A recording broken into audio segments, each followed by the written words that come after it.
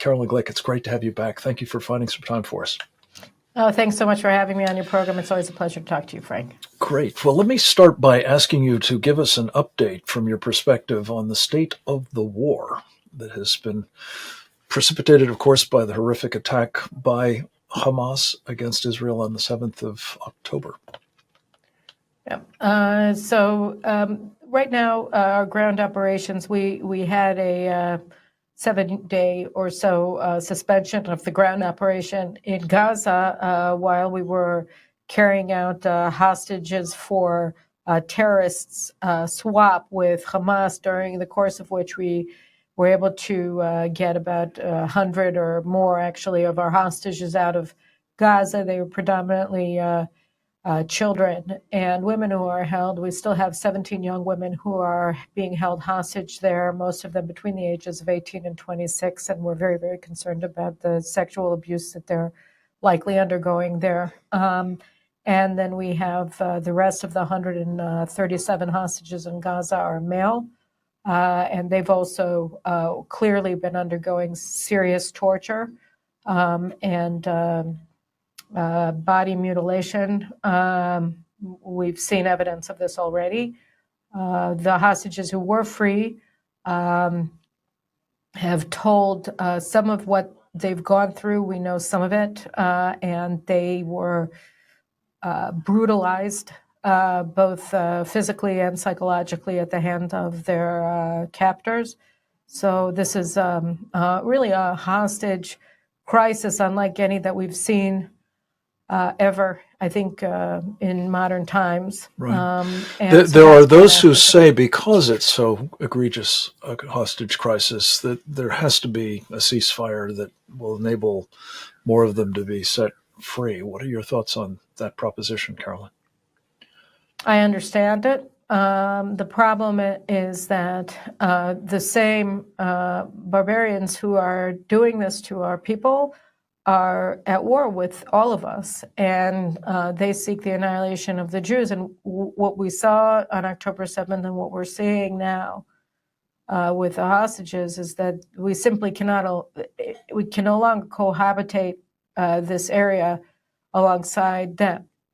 Israel can't survive if Hamas is able to survive this battle. And so any ceasefire that's going to undermine Israel's ability to eradicate Hamas in Gaza, destroy the regime, destroy its ability to fight, to destroy all aspects of its control over Gaza, is going to be an end to a war that's going to imperil Israel. It's going to invite further aggression, not only from Gaza, but from the Palestinians in Judea and Samaria, from Hezbollah, which we'll talk about in a second, in the north, from Iran, from the Houthis in Yemen, and from a lot of other quarters. And it's also going to put an enormous amount of pressure on the Arab states that live at peace with Israel to join this war, because we'll have been exposed as so weak. So I understand the emotional pull of that argument, but you have to put I think I'm going to have one of the guests on my show this week is Tzvika Moore, the father of Eitan Moore, who's a 23-year-old hostage.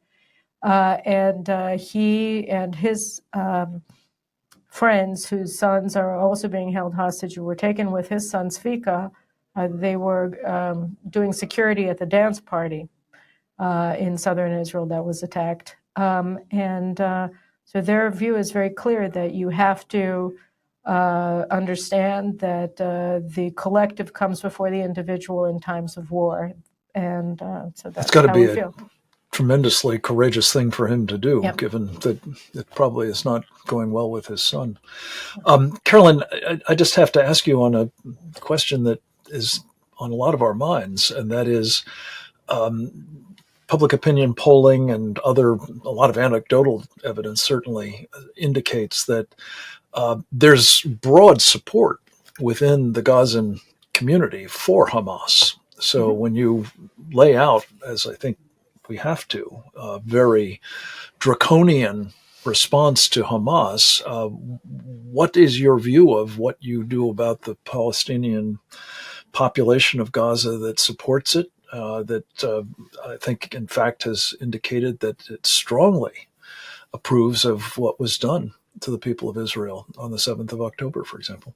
Well, first of all, I think that you're going to see a lot of people leaving Gaza because there's nowhere for them to be safe in Gaza. I think Hamas is trying to push them into Egypt to open up another front against the war and to destabilize the regime of Assisi. But Assisi, very wisely, according to reports yesterday, is looking for Arab states that will accept them. So we may see that happening, and I think that's a very important thing to happen at the end of the war. I think that many of these people simply can't be allowed to remain there. I think that that they pose an existential threat to the Jews, and so to the extent that the Turks like them, the Turks should take them. To the extent that the Qataris are their state sponsor, the Qataris should take them. But I think Have that they that's very evidenced any important. interest in doing that, either of them? I don't know why we have to ask them, but I know that Chechnya has taken several thousand Gazans already, so maybe the Chechens want them. So I think, yeah, why not? They will fit in, although the Taliban may think that they're too radical. But I think that the main point here is that we can't allow the Palestinian Authority, which is backed by the United States, to take over Gaza, because the Palestinian Authority itself, right now, they're Hamas's junior partners. Their terrorists also carried out atrocities on October 7th. They joined as an auxiliary force along with Islamic Jihad, and thousands of everyday Gazans came in and looted our villages and raped our women and took hostages that day. And slaughtered Jews that day. So I think it's very important. And also, there's not one person in the Palestinian Authority who has condemned what Hamas did in any way. And Mohammed Shtaya, who's supposed to be a technocrat, just said, he's meeting with the Americans. He's working with them on the post-war scenarios. He was in Qatar this weekend doing that. And he said that they want to form a unity government with Hamas. So, these people are not going to be capable of doing what needs to be done in Gaza in order to denazify that society. And that society is the same situation, by the way, in Judea and Samaria, where you have even higher levels of support for what Hamas did than you have among the people of Gaza. Right. So, Carolyn, you have, as I mentioned earlier, written a book entitled "The Israel Solution," Israeli which solution. the Israeli solution, a direct sort of rebuttal to the idea that a two-state solution Right. is either in the cards or certainly desirable. And yet we hear the Biden administration and even people who are avowedly very supportive of Israel. Lindsey Graham comes to mind, just I think in Dubai or wherever he was, talking up this idea that that's where we need to go. What's your response to that? We have to stop looking at the two-state solution as sacrosanct. It was always a delusion. It was always based on this delusion that the reason that there's no peace between Israel and the Arabs, or later between Israel and the Palestinian Arabs, is because of the size of Israel. That there's something wrong about Israel controlling its ancestral homeland. That we've seized it from somebody else. We haven't. So, how do we break through this idea that somehow it's not just sacrosanct, but it's inevitable that there will be a two-state solution involving, unfortunately, not two states living side by side in peace? Well, I think that one of the biggest public arguments, anyway, between the Israeli government and the Biden administration these days is that the Biden administration insists that Israel has to commit to a two-state solution now and reconstruction of Gaza immediately afterwards. I want them to be pledging billions of dollars in international aid to rebuild southern Israel, which was invaded. I think that should be the first priority after the war is over from any sort of international community that values human life.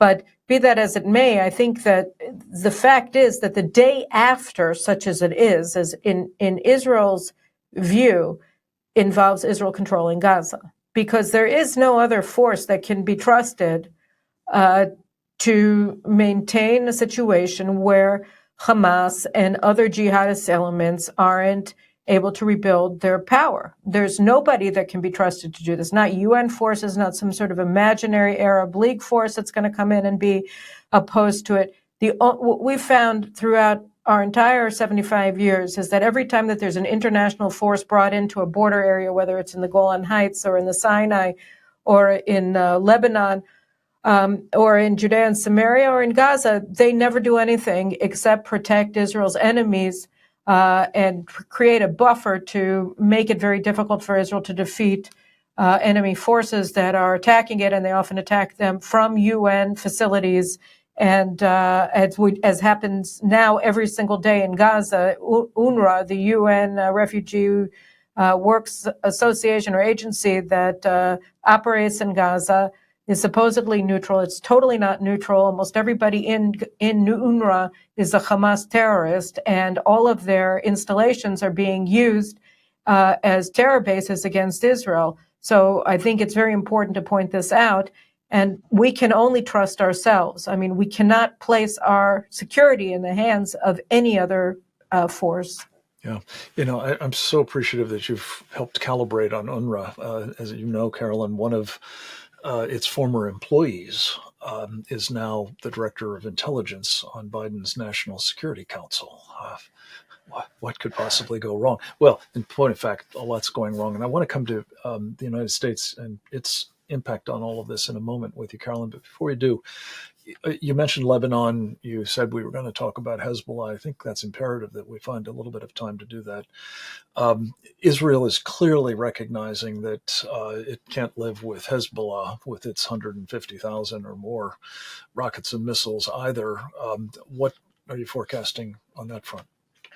Well, right now it looks like war is inevitable. War is inevitable from Israel's perspective because there's no way to sufficiently degrade the strategic threat that Hezbollah's combined force of hardened veterans from the Hezbollah wars in Syria, in Iraq, in Afghanistan, poised at our border, along with that massive missile arsenal posed to Israel. We can't let the 60,000 Israelis who have been evacuated from their homes along the border, in the border communities, go home until that threat is massively degraded. We can't secure northern Israel. We can't secure any of our installations in the country so long as that threat is not degraded.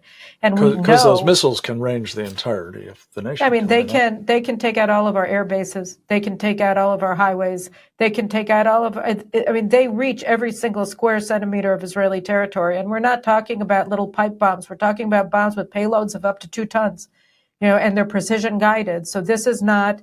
We're facing a missile threat to Israel that's more profound than South Korea faces from North Korea, and we have to degrade it. And really the only way to do it successfully is if we shape the battlefield, which means that we have to open the hostilities. And obviously, if the carrier groups that the United States sent to the region were here in order to promote peace, and they would be wanting to do that alongside with Israel, the problem is that the Biden administration has made its goal preventing war. And that was fine very beginning when Israel wasn't ready for a war and we needed to deploy our army and we evacuate our civilians from the northern border. But we can't actually accept an end of the war where Hezbollah is on the border. So now the American war goal is at odds with Israel's existential need. Mm-hmm. I'm so appreciative that you've used that term, especially because I think part of what's going on here in terms of the Biden administration, and I think, frankly, probably a lot of Americans, is a failure to recognize that that is exactly where Israel is. It's facing truly existential threats. And so the idea that, now, it's being bruited that, Israel's going to have to stop the war at the end of the year, the war against Gaza, let alone getting into a new one with Hezbollah. And the prime minister is pushing back on that, to his credit, I think. But we're also watching, of course, the ratcheting up of the pressure. Another UN Security Council resolution is going to be offered within the next day or so. Carolyn, we're just counting, I guess, the minutes until Tony Blinken comes up with some new demand on Israel. And Carolyn, I was just asking you about, sort of I call it the Obama-Biden 3.0 administration, because what we've seen particularly, but not exclusively with respect to Israel, reflects what Barack Obama was doing in his time.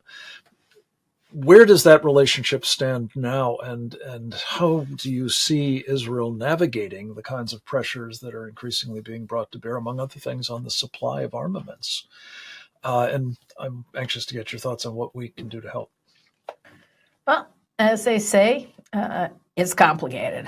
Um, you have. I think our colleague at the Center for Security Policy, David Wormser, wrote an article over the weekend, which I think was very important, and he used the metaphor of intersecting versus parallel lines.